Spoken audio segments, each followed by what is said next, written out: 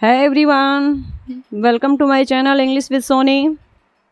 आज हम फिर से एक नए वीडियो के साथ आ गए हैं। तो चलिए गाइस वीडियो स्टार्ट करते हैं।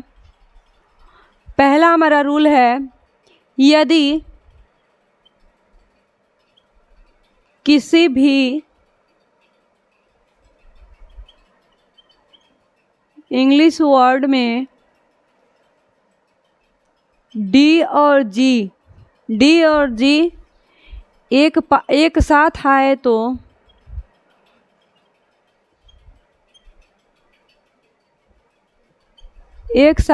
तो डी का उच्चारण नहीं होता है। सिर्फ जो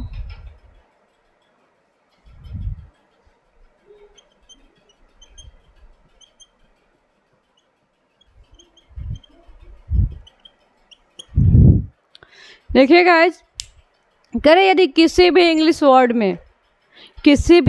वर्ड में अगर डी और जी एक साथ है तो डी का उच्चारण नहीं होता है। ठीक है, अभी तक आपने जितना भी पढ़ा होगा, ठीक है, आपको मैंने जो रूल बतलाया था कैसे को हमने पढ़ाया, उस रूल को अगर हम इंग्लिश वर्ड में फॉलो करेंगे तो दिक्कत आता है, क्योंकि वो नेम के लिए है।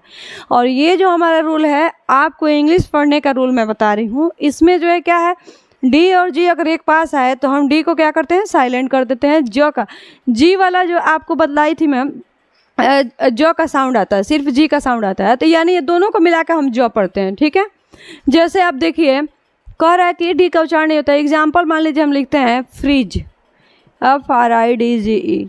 अब देखिए हमने बतलाया था कि जी के बाद यदि ई आता है तो जी को हम क्या पढ़ते हैं, जो पढ़ते हैं।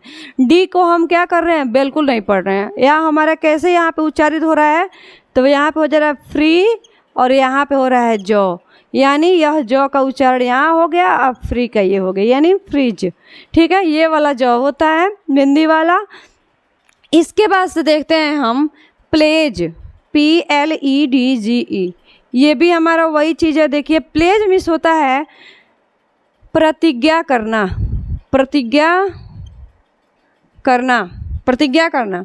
तो ये हमारा प्लेज होता है प्रतिज्ञा करना। अब देखिए यहाँ भी हमने क्या है, ये है हमारा प्ले।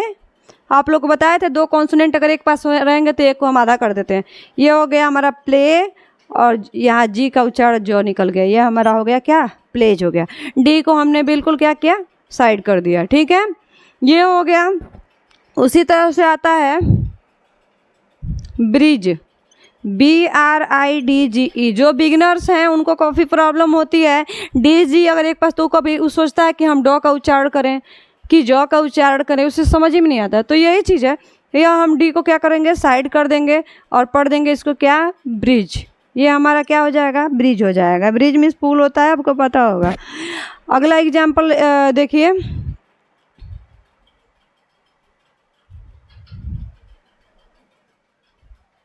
रुकिएगा।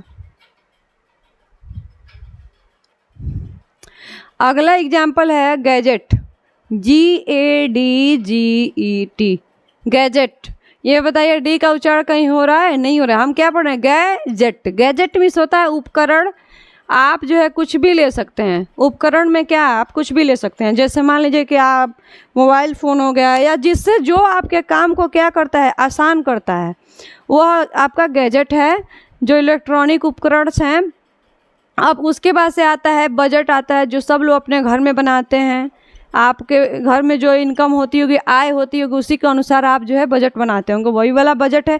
इसमें भी हमारा डी का उच्चारण नहीं हुआ है, सिर्फ जी का उच्चारण हुआ है। ठीक है, और जी को जो कब पढ़ा गया ये भी देख लीजिए, उसके जस्ट बाद ई ज़रूर आया है। ठीक है, इस चीज़ को आपको ध्यान में रखना है। ठीक है, चलिए समझ में आ रहा है। ओके, आप लोग स्क्रीनशॉट ले लीजिए, मैं साइड हो जा रही हूँ। दूसरा स्पेलिंग रूल है, यदि किसी वर्ड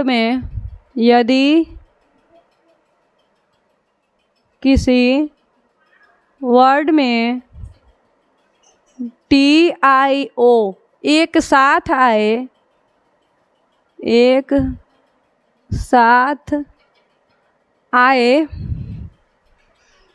तो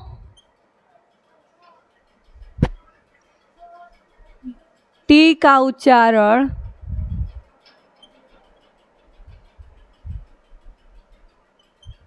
सौ होता है।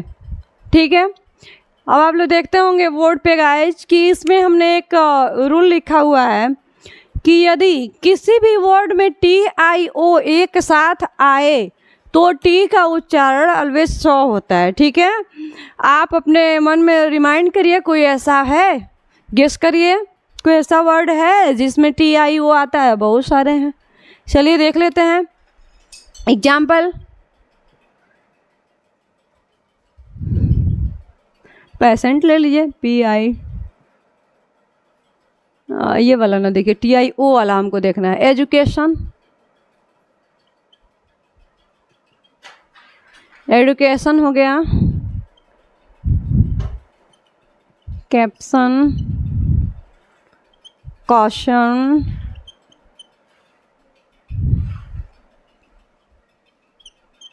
मेंशन,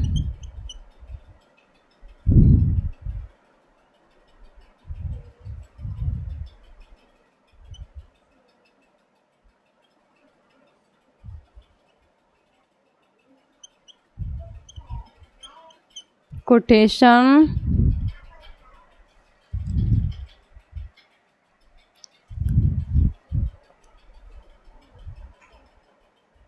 ये सही से समझ में नहीं आ रहा, एक मिनट।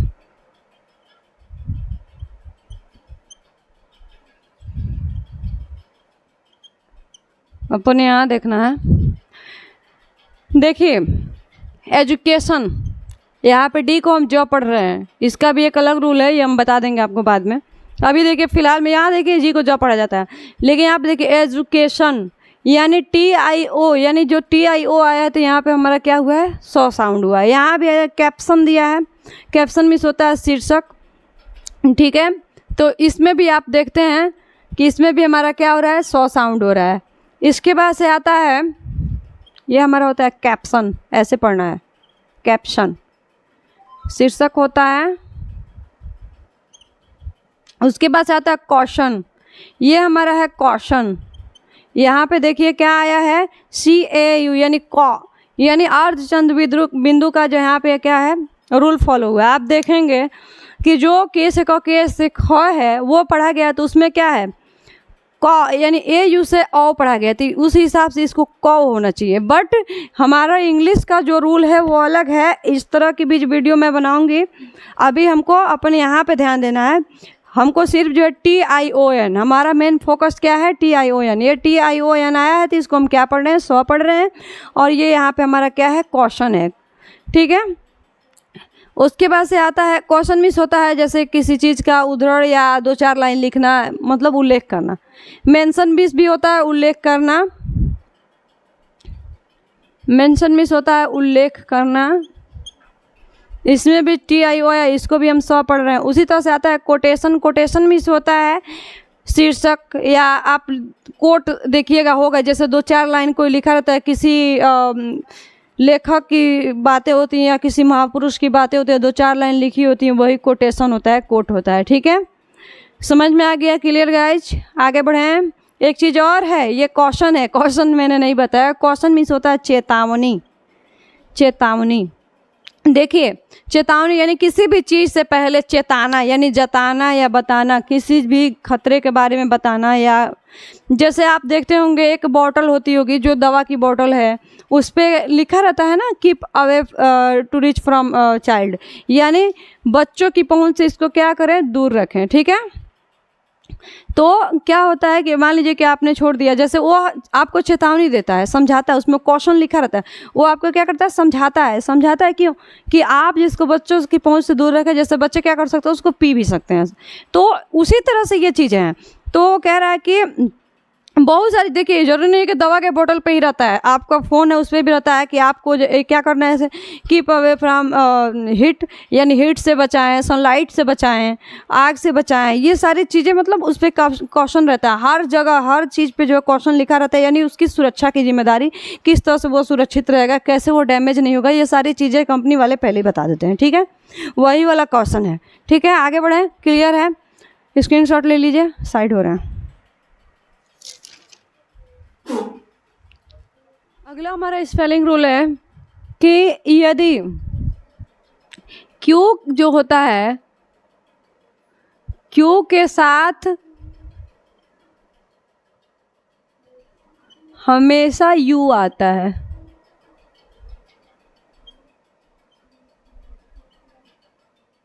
क्यू के साथ हमेशा यू आता है, ठीक है, इसलिए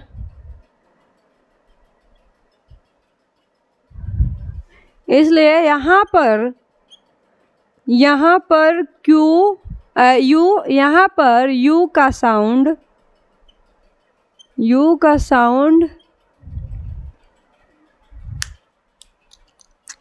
साउंड वॉवेल न होकर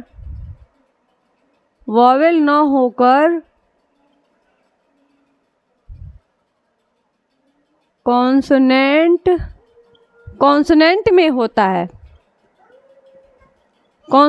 होता है, और ये वह साउंड करता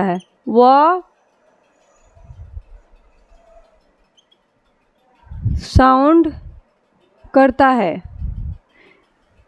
देखिए हमने लिखा है कि क्यू के साथ हमेशा यू आता है। आप भी अपने मन में सोचिए कोई ऐसा वर्ड है जो क्यू के बाद यू ना आया हो, उसमें रिमाइंड करिए। तो क्यू के साथ हमेशा यू आता है, ठीक है, ये दोनों क्या है, जोड़ा है, सब कभी भी एक साथ रहते हैं। क्यू के साथ यू आता है, तो यहाँ पर यू का साउंड वॉवेल ना हो, कॉन्सोनेंट, यू वॉवेल है, आपको पता होगा 5 वॉवेल्स होते हैं, ए ई आई ओ यू, उसमें यू भी हमारा पार्टिसिपेट करता है, यू है। तो यहाँ पे आपको पता है कि यू से क्या होता है, ऊ होता है, ठीक है। ऊ हमारा क्या है, हिंदी में स्वर है, ठीक है, ऊ हमारा हिंदी में क्या है, स्वर है। तो जब ऊ हमारा स्वर है तो वह हमारा क्या है, वह हमारा कॉन्सोनेंट है, ठीक है, हमारा व्यंजन है, ठीक है। तो हमको इस पे फोकस करना है। देखिए एग्जाम्पल है जैसे क्विल्ट मिस होता है, ये देखिए क्विल्ट ऐसे हम लिख रहे हैं, क्विल्ट नहीं लिख रहे हैं, क्विल्ट लिख रहे हैं। ये यू हमारा क्या साउंड कर रहा है, वो साउंड कर रहा है। क्विल्ट मिस होता है रजाई, ठीक है। उसके बाद से अगला हमारा आता है क्वालिटी मिस होता है, आपको पता ही होगा, आपके गुण होता है, क्वालिटी मिस होता है।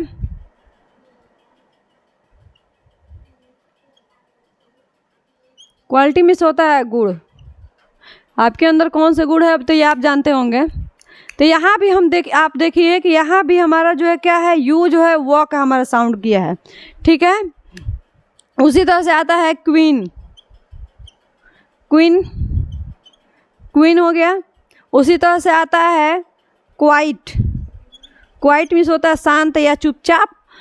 इसके बाद से आपका आता है क्वेरल भी आ जाता है, ये वर्ब है क्वेरल समझते हैं, लड़ाई होती है घर पे, वही है क्वेरल, झगड़ा करते होंगे बाहर या जहाँ भी, यही आपका क्वेरल है। क्वेरल मिस होता है झगड़ा करना। उसी तरह से है क्विज,